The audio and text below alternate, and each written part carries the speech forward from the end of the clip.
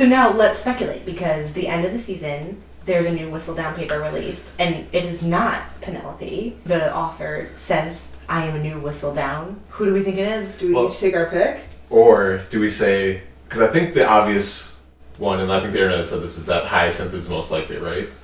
I haven't seen anything what the internet said. Oh, okay. I have a very different opinion. People are saying like, oh, that's Hyacinth, like that's the most likely chance, or like the person for it to be. I feel like it's not going to be the obvious choice. So like, who do we think it's going to be besides Hyacinth? I have two guesses. I didn't even think of Hyacinth. You didn't think of Hyacinth? No. Okay. I have heard the Hyacinth fan theory. Yeah. I have heard that. Okay, so what's your guess? Well, I want to hear what yours are, because mine are right. So. No, do you want to hear? Okay. Lady Whistledown is...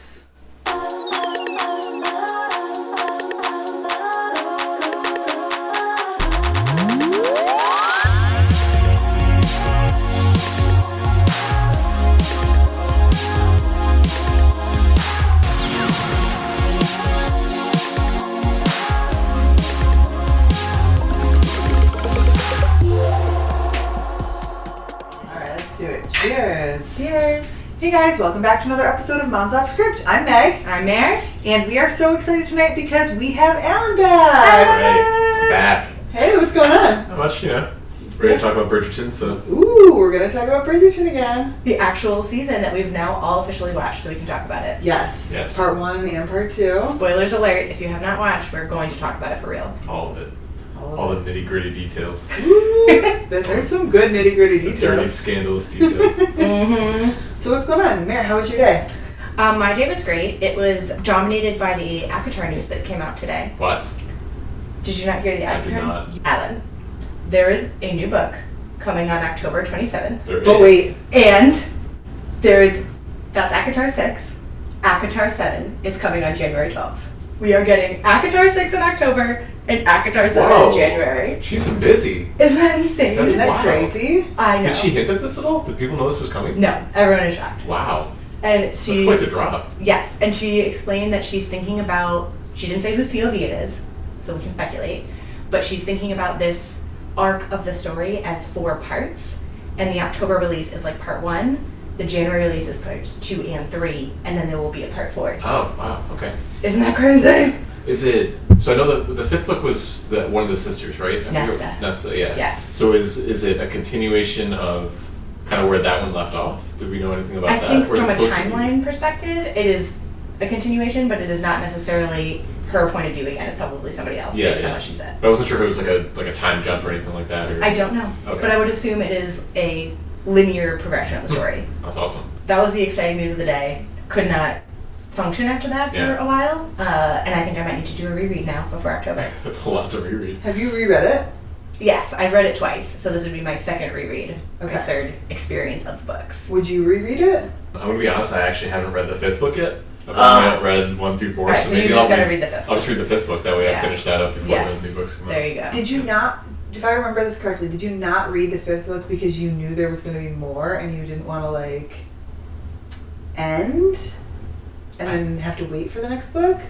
So I think I was ready for a new series after the 3rd book, and then when I started reading the 4th book, I was actually reading that in tandem with another series. So I was reading 2 books at the same time, which I'd never done before. But I was just like, was already kind of had like 1 foot out the door, and so I like kind of just like took a break from that series. Honestly, the 5th one is so different because it's Nesta's POV that it's kind of a good place to break. Yeah. And if you pick it up in like September, give yourself 2 months to read it, it's because it's hefty. Yeah. It's a hefty book. Then you could go right into whatever's next. Yeah, I'll probably do that. I'm so excited. So other than the ACOTAR news, which was the highlight of my day, how are you both? What was your day like today? I'm good. It was normal day. Pretty busy. Went to work, dropped the kids off. What'd you do?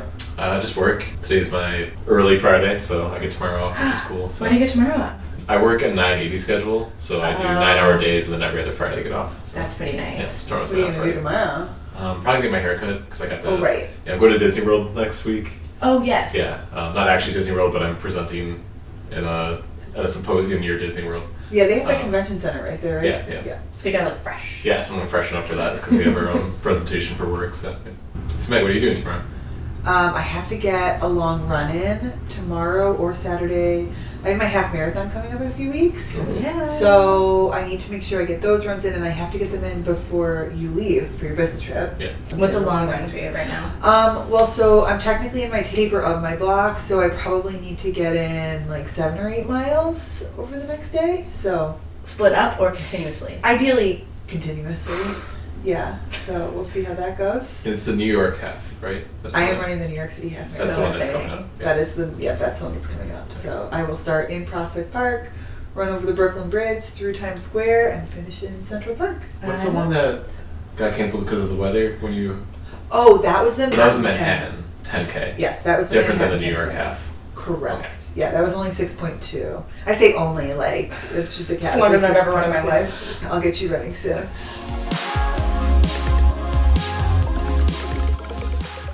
All right, my friends, are we ready to discuss season 4 of Bridgerton Yes. in its entirety? Yes. The whole Parts 1 thing. and 2. Yes. Let's do it. Let's start with overall impressions. Just give me, like, what was your takeaway after wrapping up the 8th episode? How did you walk away feeling? I was very happy at the end of the season, especially like with the wedding being post credits. It was fun to like watch the credits roll and then like see the wedding. Mhm. But overall, I think I felt very pleased with the season because the first half I was kind of like, this is pretty predictable, and it became very like warm. I hadn't read the books, but obviously like I know the Cinderella story. Right.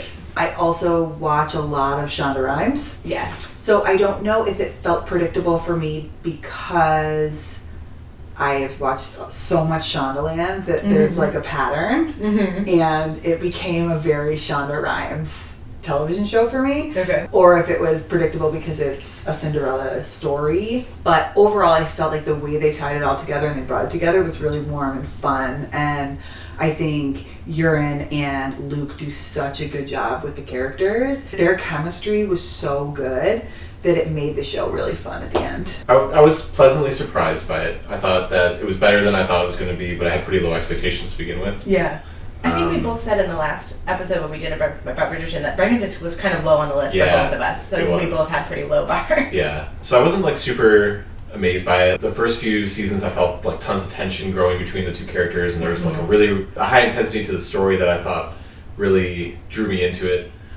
There was tension, there was kind of that back and forth of like, is it going to happen, is it not? But it just didn't hit as hard as some of the like the first 2 seasons did for me. It didn't have all the drama of the 3rd season with the whole Whistledown stuff going on. It did well. They didn't crash and burn. They didn't like completely ruin the season, but it wasn't like they knocked it out of the park and like made it amazing.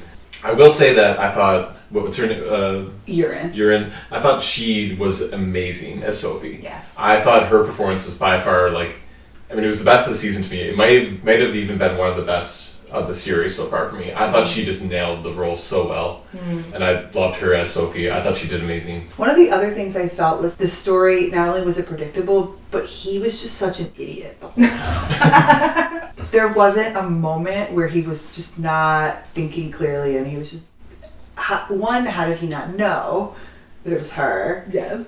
And 2, when he, at the end of episode 4, when he asked her to be his mistress, it was like, you're an idiot. Collective face. Like, it was just like everything that he did in... Does that happen in the books? Yeah. Yes. Okay. It's a big plot It's a point. big Yeah. plot point in the book. Okay. But everything that Benedict did was like, you're a fucking moron.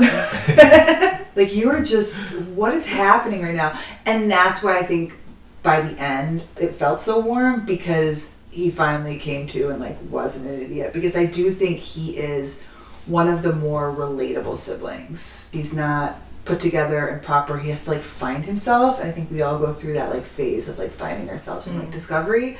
So it was cool to see him at the end kind of be like, okay, pull it all together. I felt like overall my enjoyment of the season increased as it went on. In the beginning, I felt like, oh, it's a little campy. It's a little like, oh, you don't know who she is. Like, come on, bro. Like, come on.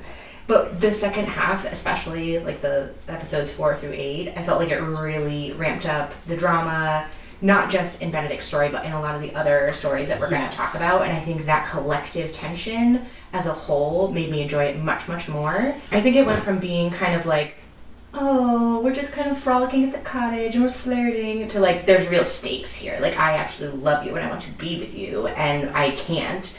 and how do we make this work? And that I found much more interesting than the first half. But the first half was fine, but I think it improved as it went on. The bath scene was so good. Yes, we will get there. What I would like to do is go through kind of each plot line and talk about each one, because I think they all brought something really powerful to the story. So if you'll indulge me with that, I would love to start with Violet and Marcus. Their storyline was so good. I am the tea that you will be having. I almost fell off the couch when that part happened. Violet! I am the tea. Oh my god. And we talked about in the last episode how we both love Violet. We would love a spin-off for her. Like, we want her story. I feel like she really shined this season. And the conversation between her and Benedict towards the end of the season, where she's like, you remind me of me. And I was really kind of a rebel and, like, you know, didn't want to follow the rules and was stubborn. And, you know, how she is wanting to lean into that a little bit more. I loved that arc of her kind of rediscovering her femininity and her sexuality and who she is outside of being a mother. Like, 10 out of 10.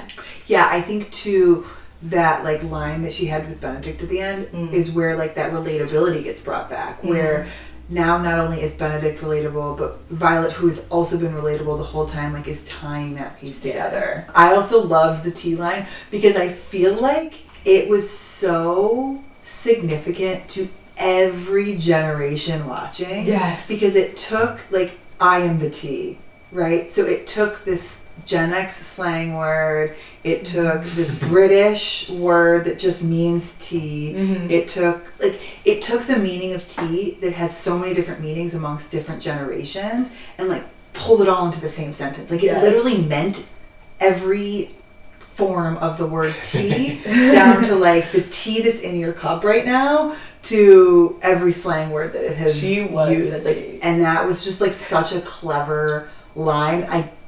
Shonda nailed that line. Yeah, props to the writers in that one. Yeah, for sure. And Violet delivered. What did you think of Violet's arc? I know she's a character that we've talked about before. I kind of agree with you guys. It was cool to see more than just one dimension of her, to see her as an independent person who is seeking romance, is kind of seeking a redemption or seeking love after death, right? Is that the right term for it? Yeah, love after loss. Love after loss. Cool to see her kind of go through that and experience what that's like, see her hesitation through it. And I think it was cool to see her. She's such a motherly figure in the whole story and the whole arc. Like, that's just her role in this new kind of phase and this new shift that she's going through. Still, her mind is still on her kids. How's it going to affect her family? How's it going to affect her kids? And that's, like, a lot of the big rift that kind of happens with her. She just doesn't want her kids finding out. She doesn't want to interrupt their seasons and have it be a thing. And it was cool just to see her be able to do something different, but still at her core be the mother and the caregiver to her kids that she always been. Yeah, and I think that point brings up, like, that first initial part of the breakup where she was really thinking about her kids, and it kind of got her to a place where she was not necessarily embarrassed, but she was like, what are my kids going to think? I need to work through this to protect my kids before I move any further with this relationship. I had such mixed feelings about the breakup at the end because I was loving their relationship. I loved how Violet was exploring this facet of herself that she hadn't been with in a while.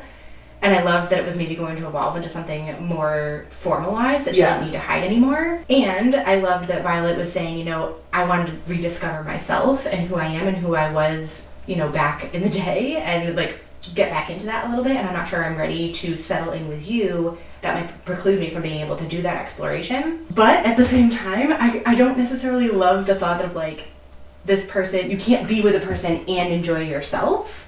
Like, I was very conflicted about it. I was like, why can't you just be with him and do that? You know, like, I don't know why your relationship with him precludes you from exploring who you are as a person. And I think the reason it sat weird with me, and maybe this is unfair to say because I'm not in Violet's shoes and, you know, I'm speculating here, but she also has been on her own for a very long time. Obviously, she lives with her family, she has many children, she's very preoccupied with that, but she's been on her own for so long that I was looking forward to her finding a new romantic outlet for herself. So I had very mixed feelings about it. I think that in that space, like, I totally understand where you're saying, like, she's been on her own this whole time, but I almost disagree where she's been on her own this whole time, but she has spent so much time devoting her time to her children with that scene that we were just talking about in that space where she breaks up with him the first time, or they go their separate ways the first time because she's embarrassed or doesn't know how to act.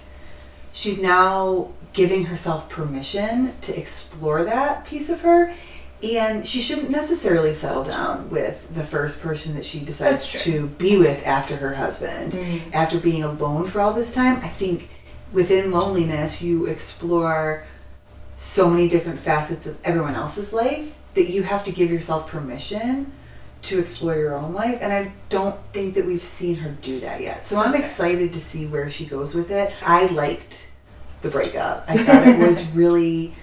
It came full circle for me in the space that, yep, she got to do this thing, she let herself go, and then she questioned it and ultimately came to this decision that she could have that if she wanted it. Mm. But maybe that's not what she wanted. Yeah. I wonder if she'll come back to him at some point once she's done her self-exploration. Because it's not like he did anything wrong or like there were any red flags about him. Like maybe she'll go on this exploration and they'll circle back. I don't know. What did you think about the breakup? Well, I guess just one of the points that you made, like for what the show is at its core is it's a period of romance. So like the period that they're in is a time where if a woman decided to be with a man, she no longer was really free to find herself and do her things. That's a great point. And I think Shonda was kind of like really respecting the Julia Quinn universe that she set up, because in that universe, if she decides to marry Marcus, now she is his wife. She's not her own person really anymore because of the period that they're in.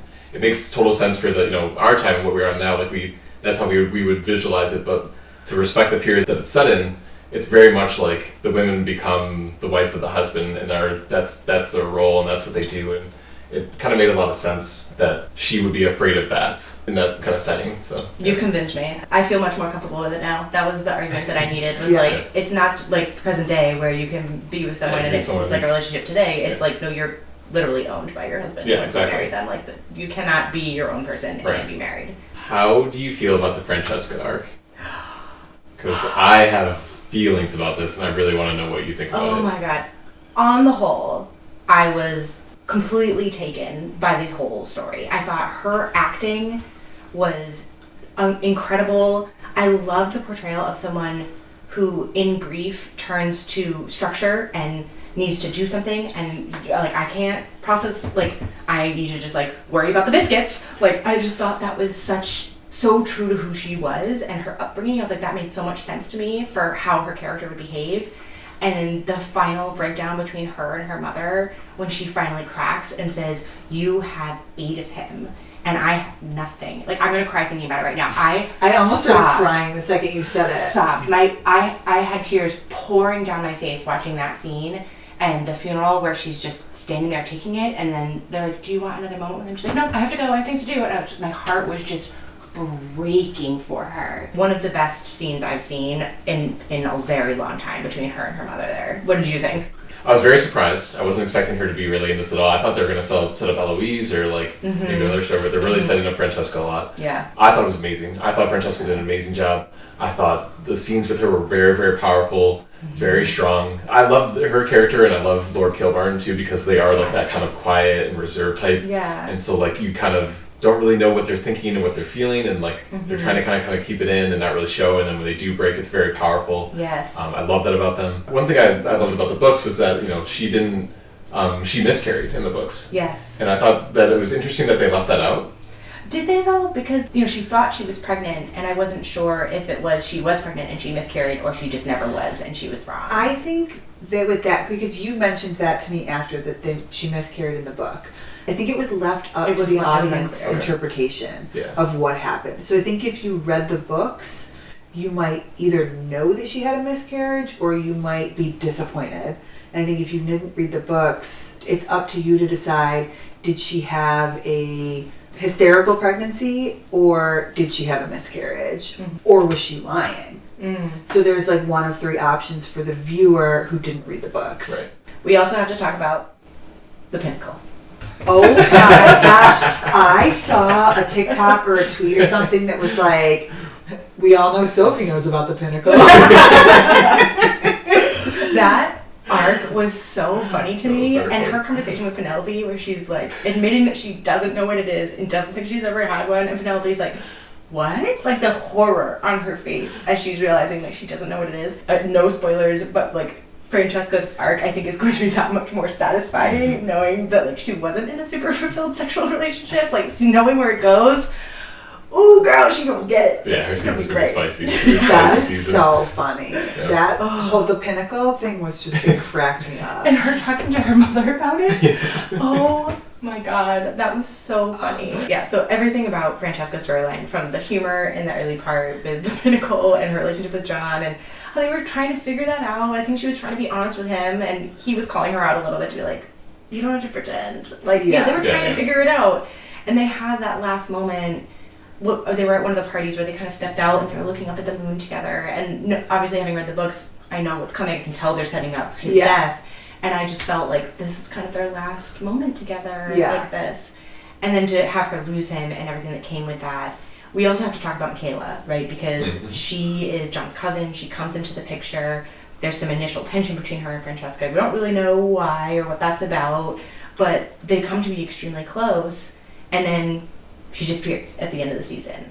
What were your reactions to her as a character? I liked Michaela's character. I thought that she broke the tension necessarily. Like, so on screen, Francesca and John were introverts amongst extroverts. Yes. As the viewer, you don't really know if that is because they're trying to figure out their love or like whatever, or if they're just comfortable with that. And you see a little bit of tension there because of it. Michaela comes in and she's fun, and her and John have fun, and then, you know, Francesca decides to like figure that piece out, or like kind of go all in on that, and sees the fun and excitement. So I think overall her character was fun, and she brought a lot of light to that relationship and allowed John and Francesca to explore their relationship a little bit more. Unfortunately, like, it was cut short, and I think they were just having this breakthrough, and I think Michaela's presence allowed them to have a little bit of a breakthrough in their marriage. How did you feel about his death? Once again, Shondaland predictability, unfortunately. I think Francesca was kind of always a lost soul, right? So like, we see her in season 1, we barely see her. She's like off overseas. But I think his death, while it didn't come as a surprise while watching the show, I liked that they put it in this season because I think it added a little bit of color. It added a little bit of a distraction from the Sophie and Benedict flatline story.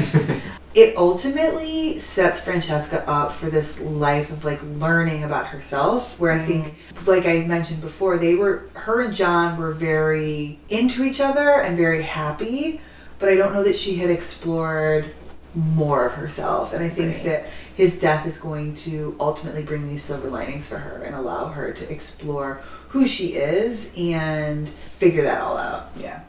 What about the scene with Eloise and Francesca where they're doing the examination? Eloise is holding her hand, and you just see Eloise empathizing and feeling every moment of that.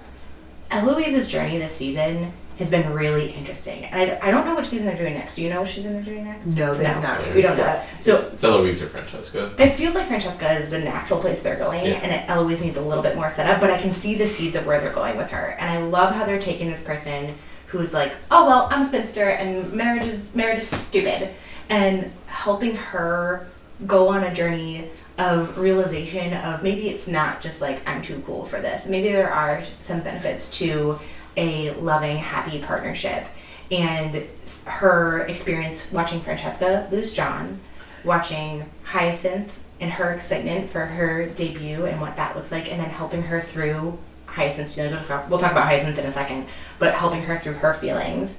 Her reunion with Cressida and seeing how Cressida has changed in marriage and with a good partner. All of that, I think, is culminating into a place of her feeling a little left out, honestly, of this experience. And I don't think she was expecting to feel that way. I think it's easy to say, I'm too cool for this whole marriage mart, when your other friends are also not married. And then when they all settle into this life, I think she is feeling left behind and is not sure how to process that.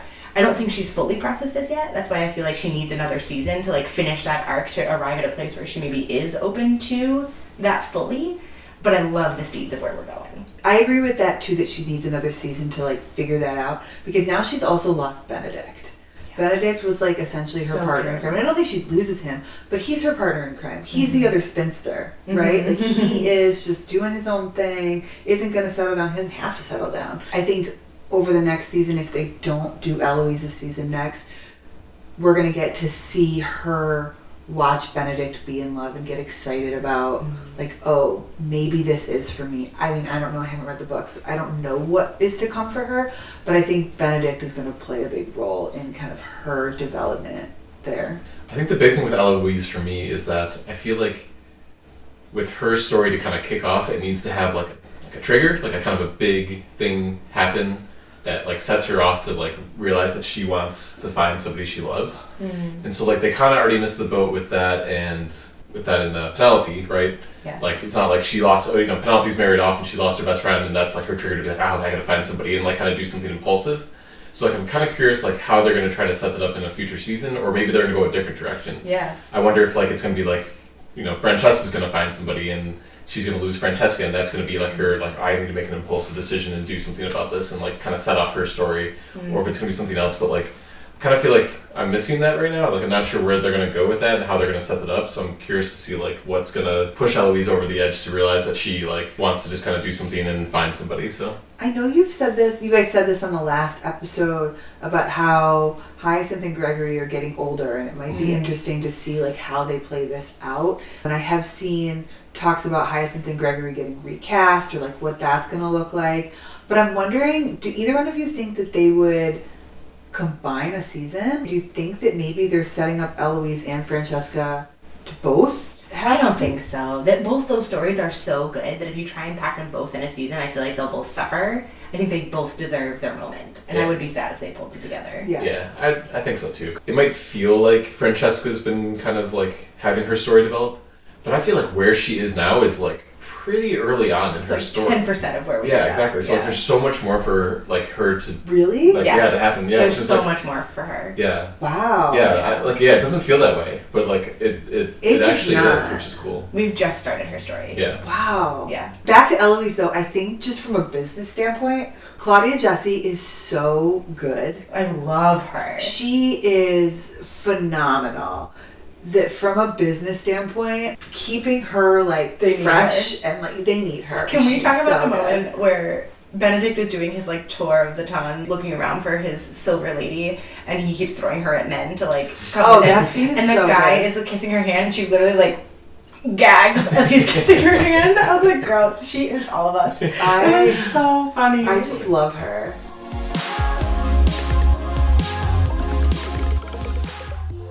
We have some delicious treats that have been looking at us for this whole episode. We have scones. I made scones for Bridgerton. You Bridgerton made these? scones, right? Bridgerton scones. They are the Betty Crocker Bridgerton scones. So This is going to need to make it to the socials. dig in. Because look how gorgeous. Dig in.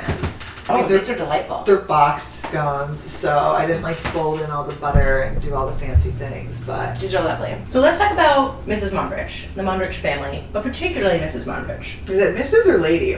Mrs. Mondrich. Okay. Yeah, she is the new lady in waiting Yes. for the queen. What is a lady in waiting? They're just like the queen's baddies. They help her out with everything.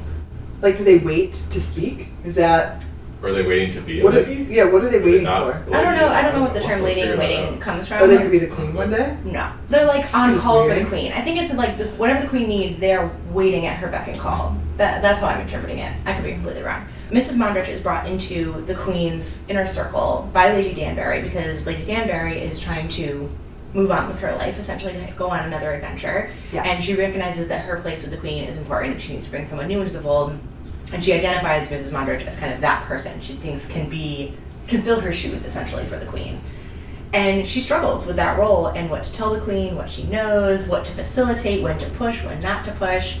And I really enjoyed her dynamic this season. I thought she was a really interesting character who's not in the books. Right. Maybe that's why I liked her so much, because it's not something from the book, so it wasn't unknown to me.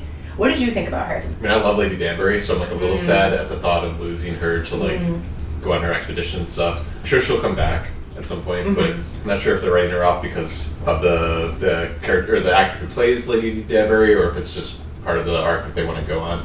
But I do think she's cool. I love her husband. For some reason, I think he's just like a really cool Their guy. little punching thing they did? The little punching thing they do. Yeah, the thing That is was super so adorable. cute. I kind of like just the dynamic of them, how they're like, they weren't part of the town and they kind of got into it, so they kind of give an interesting perspective on like Yes. outsiders looking in that kind of now are like the insiders.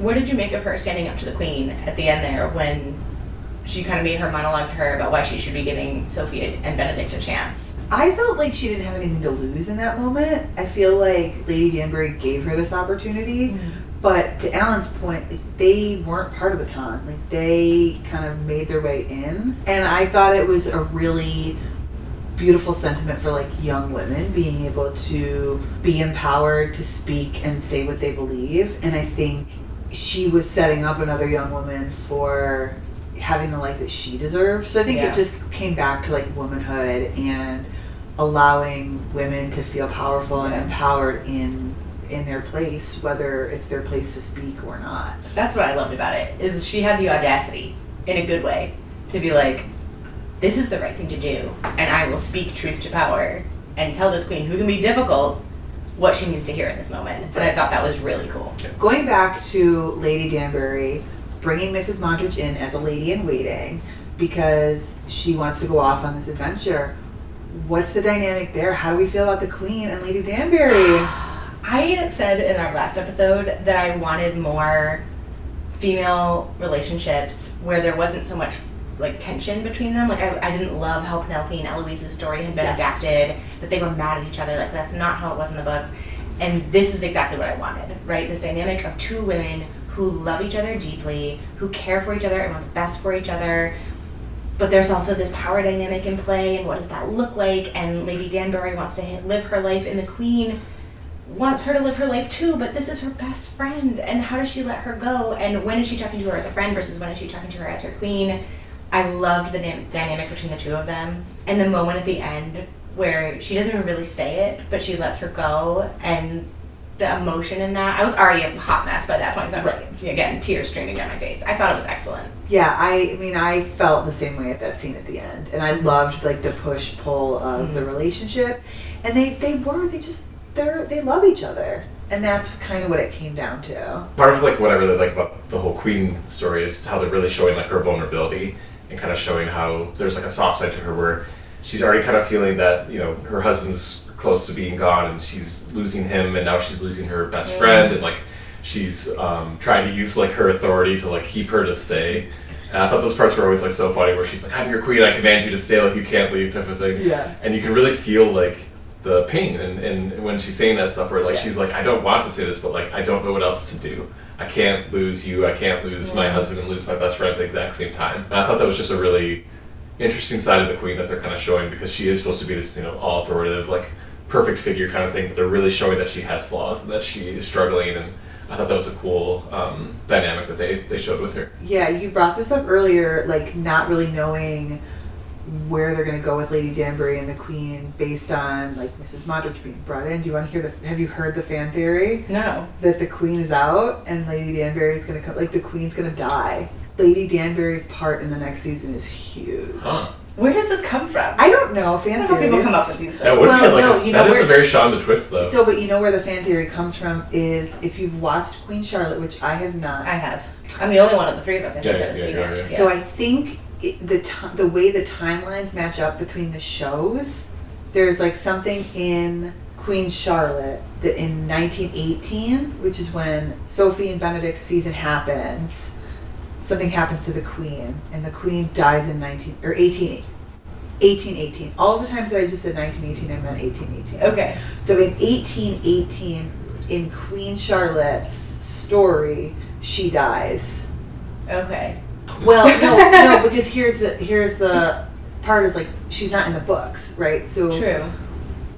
maybe the writing of Queen Charlotte just got off track with the timeline. So now the fan theory is like They're just gonna write her out. She's gonna die. Interesting. She's gonna die. I would be Maybe she very dies of a shocked. broken heart. I would be very shocked if we lost Queen Charlotte. What's his name? King Henry? Maybe the king dies and Lady Danbury leaves and she's just That'd be so sad. Like the Notebook. She just Let me bring it back. Let me bring us back to a happier note before we walk away from Queen Charlotte. I loved the juxtaposition from the beginning of the season where Lady Danbury is very nervously asking her to leave, and she just goes, "No," to the end where they're both cracking up, laughing at the ball, just like cackling between the two of them, and that dynamic like they're back how they're supposed to be, Yeah, and all is right, and I just love that kind of arc from beginning to end. The ball cackling scene was just It was so funny. I was cackling with them. good. It was really, really good. So now we need to talk about Araminta and Posey and Rosamund. Yes. Wait, Fun Can we fact. pause real quick? Did you know Araminta was... Did you know that going into the show? No, I didn't. I literally didn't know till the last episode, and Meg was like, you know that Cho Chang Chang from Harry Potter. Harry Potter? I'm like, no, it's not. Yes, it is. That's not Cho Chang. And I Yeah. had to look it up because I It totally is. I couldn't picture her as Cho Chang, but that was She was wild. transformed to me. Same to me, completely transformed. And not from a she looks so much older now. No. Cho is a kind of innocent, sweet character, and Araminta This is was evil. such a bitch. Yeah, and I was like, I couldn't place the two Fully personalities transformed. together. It was wild. Yeah, so she was phenomenal as Araminta. She absolutely. nailed the evil stepmother trope to a T. From the moment she walked onto stage, I was just like, oh, she's just nasty. She has she's got this look like she has a stink under her nose all the time. She has her preference for Rosamund. You just want to kick her in the butt because she's the worst. And her whole obsession with these stupid shoe clips that weren't even real. And when she gets Sophie at the end, and you're just like, no, you can't win. Oh, she was a character I loved to hate. Yeah. And Posey was the character you loved to love. Oh my god! And at the fall when she has her little dance at the end with whoever that guy was, I was just like, yeah! Posey was the actual diamond of the season. Let's be honest. was. And her and Eloise, I was like, this is a connection I did not know I needed. When they had that little chat and Eloise just, gave her a little bit of confidence to go over and talk to that guy. It was a 30-second interaction, but I was like, oh my god, Eloise and Posey was the friendship I needed in my life. Oh my gosh, and when Sophie walked into the tea room and Posey caught her eye, hilarious. So funny. It was so good. We also need to shout out Urine and the actress who plays Posey's TikToks because They're so good. spectacular. They're hilarious. We're gonna do our best to emulate some of them. They're prime. Check out our socials. Prime Gen Z. Do you guys remember when she bonked her head on the glass? And she just played it Kept going. so well. Oh my god, they were so great. And then Rosamund deserves a mention as well. She was, the classic evil stepsister. She was so insufferable, but she played that part to a T. And Posey was so lovable because Rosamund was so miserable. Yeah. And the juxtaposition between the two of them was excellent. And then when she announced the dowries at the end, when she said how much her dowry was versus Posey's, that was a moment of realization for her of yeah, I know I've always been the favorite, but holy shit. Yeah. This is not okay. We've seen the Cinderella story. We know how the Cinderella story ends, and now we've seen that on screen with Bridgerton, but Araminta has now moved in next to the Bridgertons. I think we're going to see more of Benedict and Sophie in the next season, so I'm interested to see if they keep Posey and Rosamund along and bring in that sister bond that they never got to have, because what is the story of Cinderella beyond the ending? I would love it. I'd be surprised if they kept the three of them around and then that it made cameos next season. I feel like it wrapped up and you're kind of meant to just use your imagination for where it goes, but dismiss them. I would like it personally, but I don't think it's going to happen. You're the Shonda expert. What do you think? I think they might come back. Okay. I think Posey might come back. Yeah, and I kind of wonder too, I feel like we've speculated on this before, but there's always at the end of the books there's the epilogue where it's set in the future, and I'm so curious if probably not gonna happen because the series is taking forever to actually film and put all the seasons out, but I would love a season after The Last Child where it's the epilogues, all the epilogues, and just here's everyone 20 years from now or 10 years from now and see kind of where everyone has gone. I don't know if they could make a whole season out of it. That might be a little much. Like a reunion episode. Yeah, like a reunion episode, exactly. I think that would be hard because I think one of the things that you talked about all season, I think at Where's least Daphne? once an episode. Where's Daphne? I can't believe- Francesca's husband died and she was not at the funeral. Wait, that's so what true. What the fuck? That's so true. Why was she not there? I mean, Anthony wasn't at the funeral either. I'm just gonna. But at least he made it into the season. He was mentioned as he wishes he could be there. Yeah, that's fair. I loved what they did with Anthony. How the first 3 seasons he had his bushy hair and his mutton chops, and this season they just gave us Jonathan Bailey. He's just Jonathan Bailey. He's just Jonathan's here. Yeah, I'll get what you wanted. Okay, Here he is, hot man, episode. in bed with his wife and his adorable baby. Go back to filming Wicked now. Yeah. Yeah, truly, that's what it was. He's on Broadway now, right? Is he? Him and Ariana Grande are reviving a show. Oh, I don't know that it's opened yet, but that's what they're doing. Yeah. Alright, so we're going to New York? Let's do it. Okay. I'm in. All Oh for it, my God, yeah. let's do it. Yeah, I'm not kidding.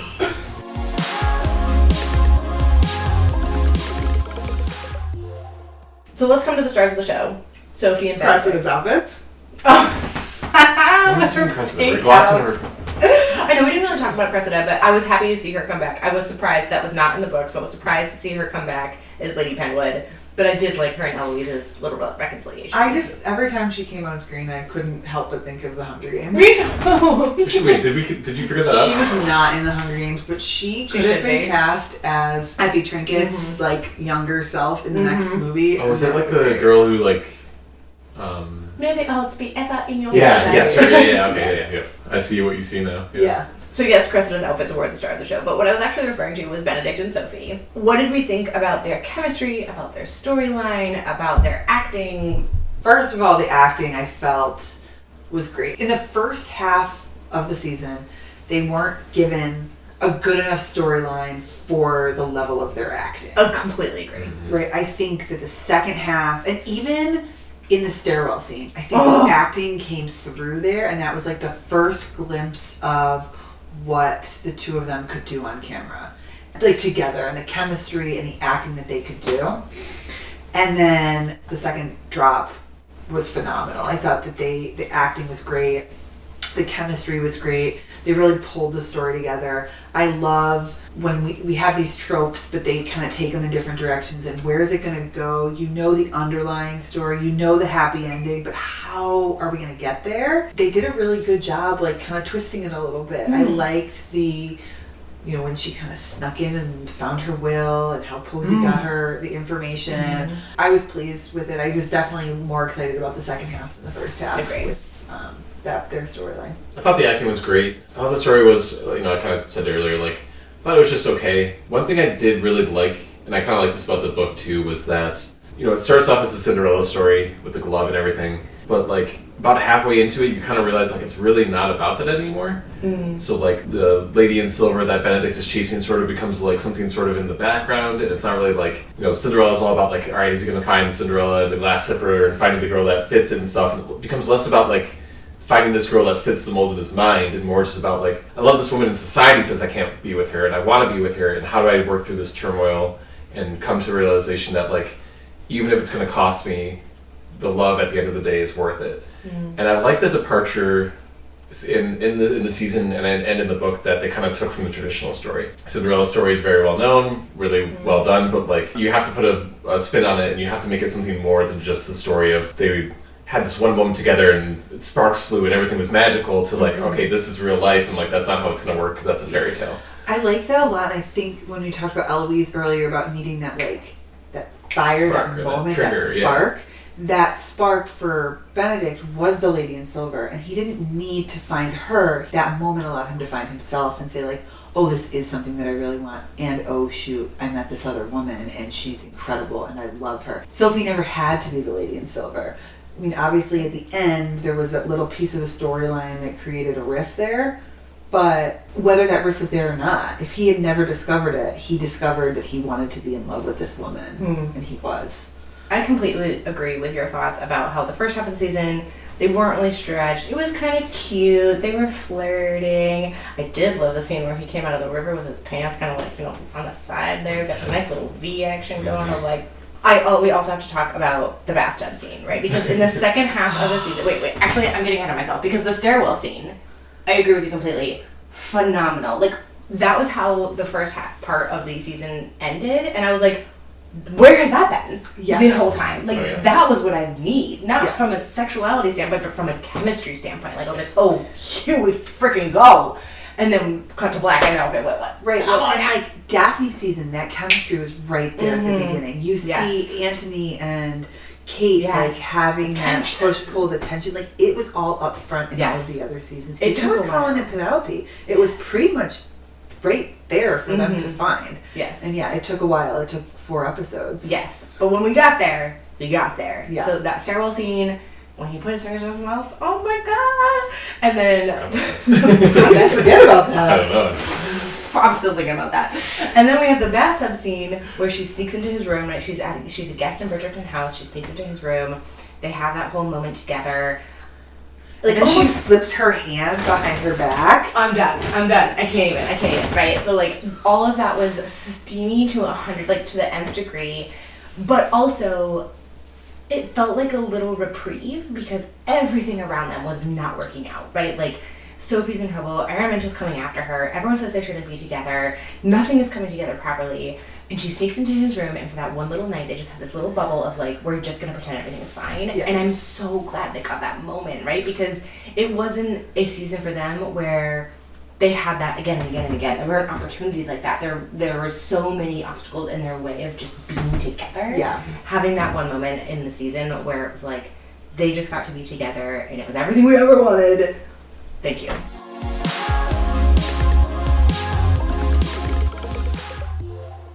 So the last storyline we have not yet touched on is Penelope Bridgerton and Lady Whistledown. And we have to speculate about who our new Whistledown is, but before we get there, talking about Penelope, her relationship with the Queen, her desire to retire from her Whistledown and move on from that, what do we make of this? I think we've really talked about how the Queen is about to lose her husband. She's now about to lose Lady Danbury. We see the Queen having a lot of losses, and she's gonna lose Whistledown too, right? So we kind of see this recurring theme with the Queen of like, this is a moment of her life where she's kind of continuing to lose pieces of it, and that's really sad. And I think that plays into the whole having a hard time letting Danbury go. It ultimately plays into why she realizes she can let Lady Danbury go. But I think for Penelope, we see that scene where she's in the mirror, and you just see this young kid that she's no longer that kid, right? She's no longer that person. And I think what you see in that scene, or at least what I took from that scene, was really like, she doesn't even recognize that girl anymore. She's grown up so much, and what she needed out of Whistledown, she's gotten. Whether she had to come to that realization by people flooding her drawing room to like ask her to be in Whistledown, or if she just came to that realization one day where she woke up and she was like, I don't even recognize that little girl in the mirror anymore. Like, I've grown up so much, I don't need this. I didn't take it so much as she didn't recognize her, although I think that's a valid interpretation. I took it more as like, you would be so proud of yourself if you could see where I am now, because that version of Penelope needed was that was all she had, was this one way where she felt power. Yes. And she doesn't need it anymore. She has an amazing husband, a loving family, a child. She's fulfilled and happy. She has happy relationships with Eloise and others. And she doesn't need Whistledown in the same way. And I felt like when she was looking in the mirror and looking at her past self, she was like, you would be so happy if you knew where you were going to be. And I can set this thing down now because I don't need it. It's not the only thing I have anymore. You know what's so funny about both of our interpretations of that scene is we took the like what she saw in the mirror so differently, but we both got to that same place of she doesn't need Whistledown. Exactly. I think one of the things I really liked about Penelope in the previous seasons was that she was always kind of the wallflower type, and she was always very insecure. She even says it at one point too, but like essentially she was able to be Whistledown because she was invisible. You know, she nobody really paid attention to her, nobody really noticed her, and it was like really sad, like that was the person that she was. And to see her now in this season where like she's not that anymore. She's figured out a way to grow and figured out a way to be herself and be confident and to have this role in society and this role as a wife and as a mother, and really take that on. And like you guys said, like she doesn't need Whistledown anymore because she's not this invisible person. She doesn't have that insecurity. Like she's really found who she is and the person she wants to be, and like now she can kind of just get rid of Whistledown, leave it in the past, and be this new. You know, I like kind of where her spin on it was like, you know, she can go and write a new story, write new books, and kind of like present this new side of herself in a way that doesn't have to be private and doesn't have to be a secret at all. I loved also that this is another recurring theme of this season, is this strong, empowered woman where she finally was just like, I'm not doing it anymore. Like, you can tell me that you want me to do it, but I'm not going to do it. So figure it out. And I think that, again, recurring theme, we see it with Mrs. Mondrick, we see it with Lady Danbury, we see it now with Penelope, being able to use their voice and stand up for themselves, really. we have to talk about Penelope's pirate outfit and Colin's outfit at the beginning. Best costumes of the Masquerade Ball. Oh my god, they looked so good. Those promo photos came out before the season came out with like everyone's outfits. I was like, girl looks incredible. Oh my god. So I didn't realize when the promos came out that it was a masquerade, and I was like, why did they do that to Eloise's hair? Oh, I didn't know that. I thought like the whole season she was going to be like that. I was like, oh goodness gracious. So now let's speculate, because the end of the season, there's a new Whistledown paper released, and it is not Penelope. The author says, I am a new Whistledown. Who do we think it is? Do we each take our pick? Or do we say, because I think the obvious one, and I think the internet said this, is that Hyacinth is most likely, right? I haven't seen anything what the internet said. Oh, okay. I have a very different opinion. People are saying like, oh, it's Hyacinth, like that's the most likely chance, or like the person for it to be. I feel like it's not going to be the obvious choice. So like, who do we think it's going to be besides Hyacinth? I have two guesses. I didn't even think of Hyacinth. You didn't think of Hyacinth? No. Okay. I have heard the Hyacinth fan theory. Yeah. I have heard that. Okay, so what's your guess? Well, I want to hear what yours are, because mine are right. So. No, do you want to hear? Okay, so Lady Whistledown is actually Cressida now. Plot twist. Okay. I like it. Right? I don't hate it. Right? Right, she wrote a fake Whistledown. And And she posed this Whistledown. now, I don't think this is a spoiler, that there's no rebirth of Whistledown in the books. So the fact that Cressida is not a character in the books, and this doesn't happen in the books, lends some credence, I think, to your theory that it could be her. My other stretch, that if we were going to write it on paper and fold it up today and see next season who it is going to be, Posey. I'm not kidding. Fits into your theory of them becoming a more recurring cast, or that family being more recurring in the I season, love Posey to death, but I don't think there was enough evidence that her character has the literary eloquence. That's what I was about to say. I don't think she's smart enough as a person Well, to then do maybe it's Rosamund. Yeah. Also not Yeah, I capable. don't know the wit for it. I don't know. Of the two of them. Okay, more it's a likely Dweena. Posey. Dwena's coming back. So like, as soon as it happened, I was like, oh, it's Hyacinth, because like all signs to me pointed to Hyacinth. Just the like the way she was speaking. There was a couple things that happened in the season that I was like, it kind of alluded to being Hyacinth, but I always thought it was like too obvious. So then I started thinking, I was like, okay, so if Hyacinth is the obvious one, then the twist would be to pick somebody who's not her. So then I was like, okay, then who else would it be? So I've actually landed on Sophie. I think Sophie is Lady Whistledown. It's not a bad guess, because she does have access to... She's the maid. Mm-hmm. I think that was kind of the reason like people were saying Hyacinth was because like Sophie kind of showed her, like when they brought her to the ball and stuff, and they hid her as like a maid, like Hyacinth kind of figured out like, oh, I can kind of hide in disguise as this. Okay.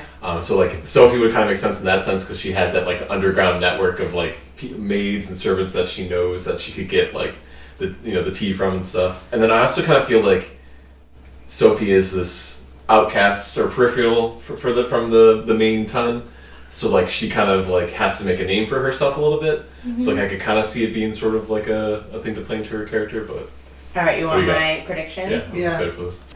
Violet. Oh, that's pretty good. She's a rebel. She wants to stir the pot a little. She's rediscovering a part of her past. We know she's very eloquent and well-spoken. She's very well connected. As a single woman, she's not, I won't say she has the invisibility factor because it's Violet Bridgerton, but, she's not attached to a man. She can mingle in a party. And, like, no one would suspect her of it, which is her invisibility cloak. Like, completely. And she has her... Invisibility cloak? She has her connection with, who's her house manager there? Oh, yeah. I can't think of her name, but yes. But they're very close, and she could know the goings-on.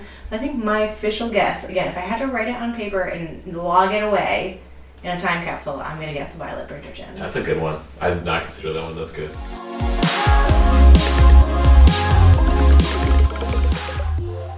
In our last Bridgerton episode, Alan and I lightning rounded each other. Yeah, he surprised you. Yes, it was phenomenal.